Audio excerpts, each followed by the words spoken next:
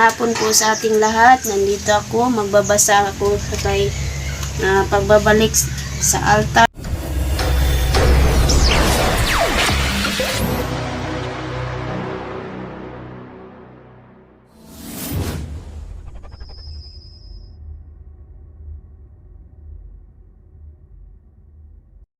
Hapon po sa ating lahat, nandito ako, magbabasa ako kay pagbabalik sa altar.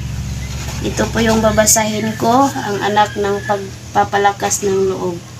Bahagi 1. May isang tauhan sa Biblia na kadalasang hindi masyadong nakakilala o kilala, ngunit bakit hindi masyadong kilala o kilala ang tauhang ito ay hindi na bago.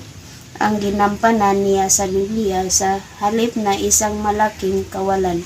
Ang hindi masyadong pagkilalang ito para sa mga taong hindi nakaalam ng kanyang kahangahangang kasaysayan sa Biblia.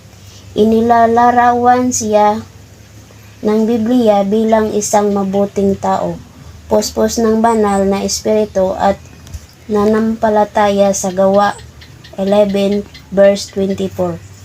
Napakakaunting mga tauhan sa Biblia ang tumanggap ng gayong mga salita ng papuri. Karamihan ay hindi naalala ang kanyang orihinal na pangalan. Jose. Alamin natin na maraming Jose sa Biblia.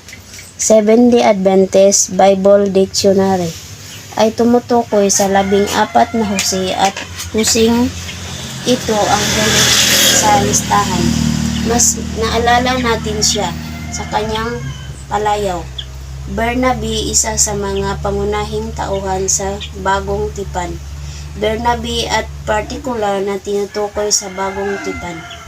Nang hindi bababa sa 28 beses, marami pang ibang mahalagang bagay tungkol kay Bernabe, bukod sa pagiging kasama ni Pablo sa paglalakbay misyonero at sa kahulugan ng kanyang palayaw na ang anak ng pagpapalakas ng loob.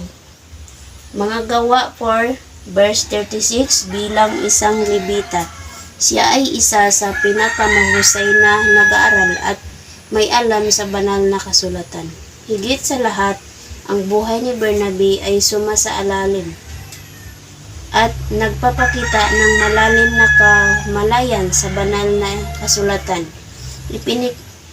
Ipinakilala siya ni Ellen G. White bilang isa na saganang nag-ambag ng kanyang kayamanan upang itaguyod ang layunin ni Kristo at ibinigay ang mga pangangailangan ng mga dukha.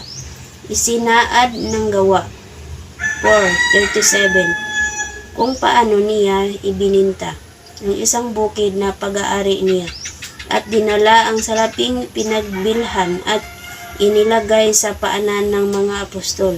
Tiyak na binigyan din ng mga gawa ang tapat na pagkabukas palad ni Bernabe. Dahil ang kasunod na nangyari, inilarawan ay ang linlang na pakana ng mag-asawang Ananias at Sapphira. Mga Gawa 5:1-11. Hindi nila